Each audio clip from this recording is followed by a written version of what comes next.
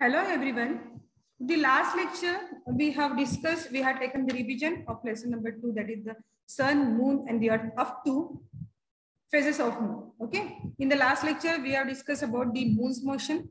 Thereafter we have discussed about the perigee, apogee. Okay. Afterward we have discussed about the phases of the moon, in which we have discussed the different phases of the moon, about the waxing, about the waning. We have discussed. Okay. Today we are going to discuss about the eclipses. Okay. So before starting that, okay, let us understand the angles. Okay. So we see the phases of moon in the sky from the earth. Obviously, they are the illuminated portion of the moon, and they become visible due to the sunlight reflected from the moon. In the last lecture only we have discussed कि ये जो होता है, यानी हमको जो ये phases मिलती है मून की, ठीक है, that is just because of the reflection, okay, reflected sunlight from the sun, ठीक है. So while revolving around the earth, moon is on opposite side of the sun on full moon day. अभी full moon day में क्या होता है आपको पता है कि moon जो है वो अर्थ के अलोंग घूमता है और अर्थ जो है वो सन के अलोंग घूमती है, ठीक है. तो इन शॉर्ट मून भी इनडायरेक्टली सन को रिवॉल्व करता है. Get it? Indirectly, it also makes the revolutionary motion along the sun also. Okay. So while revolving around the earth, moon is on opposite side of the sun on full moon day. Okay. And on the first and third quarter days, whereas on a new moon day, it is positioned between the sun and the earth. Okay, as shown in the figure, you can see it.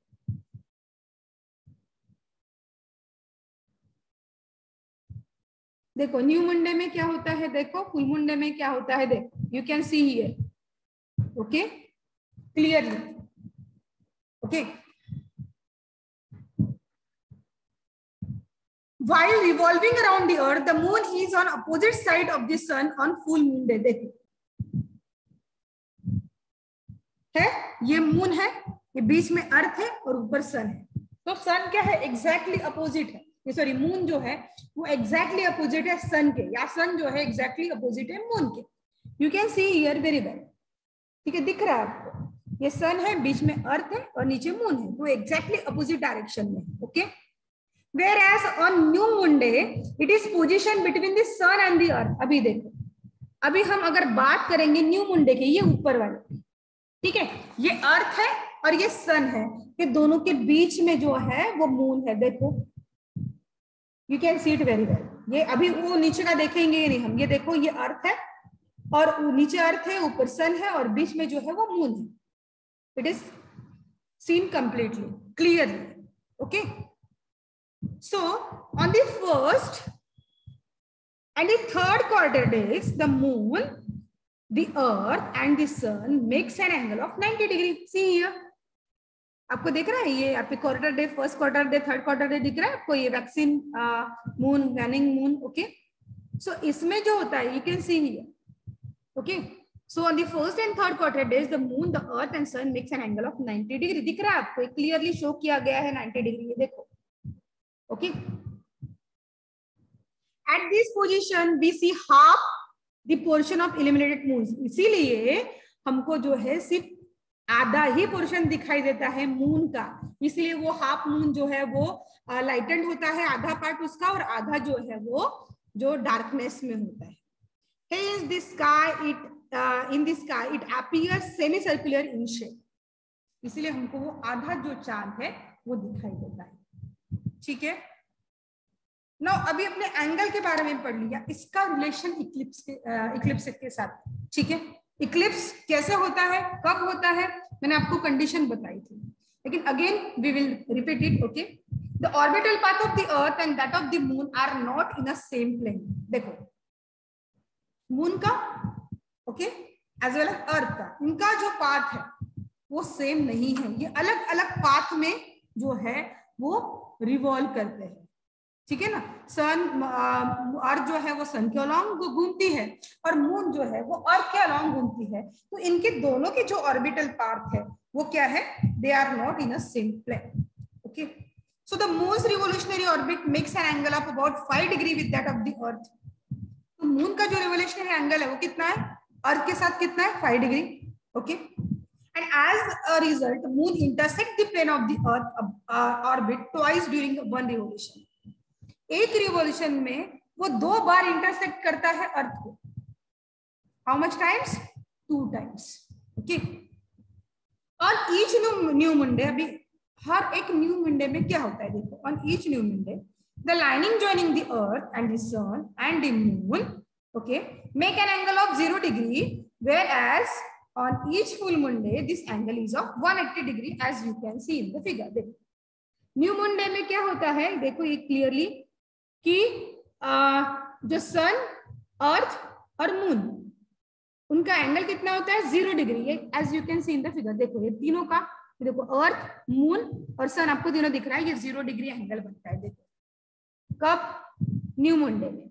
Okay, while whereas on each full moon day this angle is of 180 degree. देखो full moon day की अगर बात करेंगे तो आपको ये देखो clearly 180 degree का एंगल बना है सन, मून और अर्थ में. ठीक है, you can see here very well 180 degree. Even so the sun, the earth and moon may not be in a straight line in a same plane on every new or full moon day. ये angle बनने के बाद भी हमेशा, चाहे वो full moon day हो चाहे वो न्यू मून डे हो, हर बार जो है सन, मून और अर्थ एक लाइन में, एक सेम प्लेन में नहीं आते हैं. और जब वो एक सेम प्लेन में, एक सेम लाइन में, एक सेम प्लेन में आते हैं, तब जाके इक्लिप्सेस होते हैं. समझ में आया? फिर इक्लिप्सेस कब होते हैं, इसकी कैरेक्टरिस्टिक समझ में आया आपको? ठीक है, वो कब होते हैं, जब सन, मून एंड अर्थ ये एक स्ट्रेट लाइन में हो और एक सेम प्लेन में हो, तब जाके इक्लिप्सेस होते हैं. Understood? So eclipses are of 2 type, that is the solar and lunar. So eclipses are of 2 type, the solar and lunar. Okay, so let us know about the solar eclipses. अभी solar eclipses क्या होते हैं वो हम देखेंगे. ठीक है, what is mean by solar eclipses? Okay, if the moon is between the sun and the earth, ठीक है, फिर क्या है देखो, ये सन और ये अर्थ, इन दोनों के बीच में जब मून आता है, तब होता है सोलार इक्लिप्स. तब होता है सोलार इक्लिप्स. समझ में आया? तब होता है solar Eclipse. At such a time, देखो अब क्या होता है, if the moon is between the sun and the earth, the shadow of the moon falls on the earth. इसकी जो परछाई है किसकी, मून की, वो किसके ऊपर गिरती है, अर्थ के ऊपर गिरती है. समझ में आया ना? ये जो इसकी जो शैडो है किसके ऊपर गिरती है, अर्थ के ऊपर. क्यों? क्योंकि सन के जो वे में है वो क्या है, मून, और इसकी जो शैडो है. अब देखेंगे, एक ऑब्जेक्ट लो और आप शैडो एक जो है एक करके देखो, एक पेंसिल लो, आप धूप में बैठो और उसकी शैडो देखो. दोपहर में इन फ्रंट ऑफ दैट आता ऑब्जेक्ट आता है, सामने आती है, इवनिंग में पीछे जाती है. तो जिसके वे में आप जहां पे शैडो है वहां पे ऑब्जेक्ट रख के देखो, तो उसकी जो परछाई है उस ऑब्जेक्ट के ऊपर गिरती है. तो इसलिए मून की जो परछाई है वो किसके ऊपर गिरेगी, शैडो किसके ऊपर गिरेगी, अर्थ के ऊपर गिरेगी. ओके,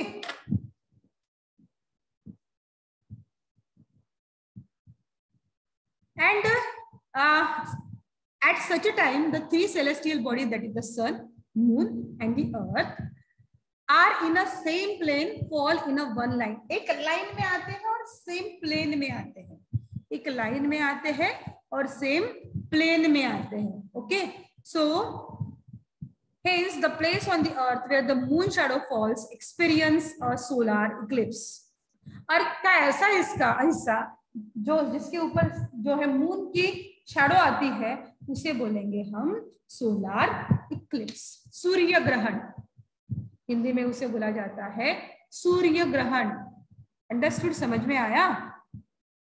नाउ इसके 3 टाइप है, कौन से? Total, partial and annual.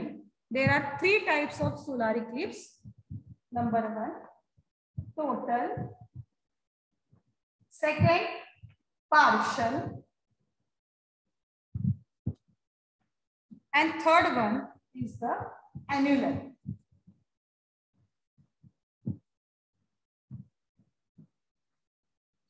Okay.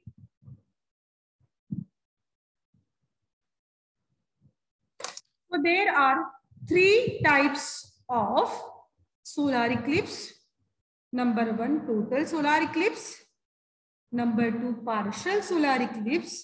And number 3, annual solar eclipse. Okay. So let us know what is mean by total solar eclipse. Okay.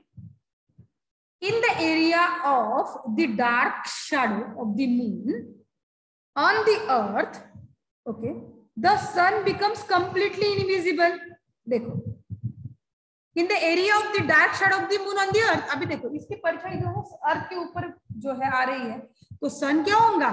Invisible हो जाएगा, हमको दिखाई देगा सन? नहीं दिखाई देगा. Okay, and this condition is known as the total solar eclipse, as you can see in this picture. देखो आपको ये क्लियरली दिखाई देगा टोटल सोलर इक्लिप्स. ठीक है, सन बिल्कुल भी विजिबल नहीं होता है, वो भी इनविजिबल होता है. ठीक है, as you can see in the picture, तो उसे बोलेंगे हम टोटल सोलर इक्लिप्स, पूरी तरीके से छिप जाता है. ठीक है, now next one that we will talk about the partial solar eclipse. During the period of the solar eclipse, at the places where the shadow of the moon is light. देखो 2 type की shadow होती है. कहीं पे देखो dark है, वहां पे टोटल सोलर इक्लिप्स हुआ, और जहां पे ब्राइट है, जिसे अम्ब्रा और निम्रा कहा जाता है. ओके, तो जहां पे डार्क शैडो है वहां पे टोटल सोलर इक्लिप्स होगा, और जहां पे लाइट शैडो है वहां पे पार्शियल सोलर इक्लिप्स होगा. That you can see here. And the sun disk appear partially covered. देखो ये दिख रहा है आपको, देखो partial. And the sun disk appears partially covered. This condition is known as partial solar eclipse. Understood the concept? In case of the dark shadow, we are having the total solar eclipse. Okay, and in the region where we get a light shadow, okay, in that region we are having the partial solar eclipse as shown in the figure. Get it? Okay.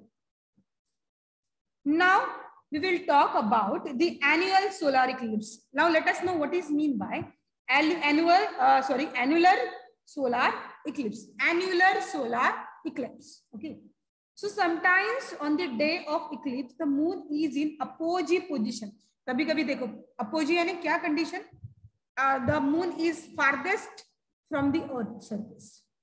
ठीक है, वो बहुत दूर होता है अर्थ से, then we call it at the apogee. और जब नजदीक होता है then we will call it as a perigee. Okay, so sometimes on a day of eclipse, कभी कभी ऐसा होता है इक्लिप्स के दिन में, जब इक्लिप्स का डे होता है, moon is in apogee position, and as a result from a very small region of the earth, only an illuminated edge of the sun disk is seen in the form of ring. और इसीलिए उसका जो shadow है वो अर्थ पे बहुत कम cast करता है. देखो सोलर इक्लिप्स में क्या होता है, मून जो है सन के और अर्थ के बीच में आता है, तब क्या होता है, सोलर इक्लिप्स होता है. ठीक है, अब जब मून अर्थ से बहुत दूर है ऑब्वियसली, तो उसकी शैडो जो है वो कम ही गिरेंगी उनकी उसके ऊपर. ठीक है, अर्थ के ऊपर. तो तब जो इक्लिप्स होता है उसे बोलते हैं हम annular solar eclipse, as you can see in the figure. देखो एकदम रिंग जैसा स्ट्रक्चर फॉर्म होता है. देखो, and only an illuminated edge of the sun disk is seen in the form of ring, as you can see in the picture. देखो एकदम ring जैसा structure हमको दिखाई देता है. तो this condition is an annular solar eclipse. Just say this condition is called as the annular solar eclipse.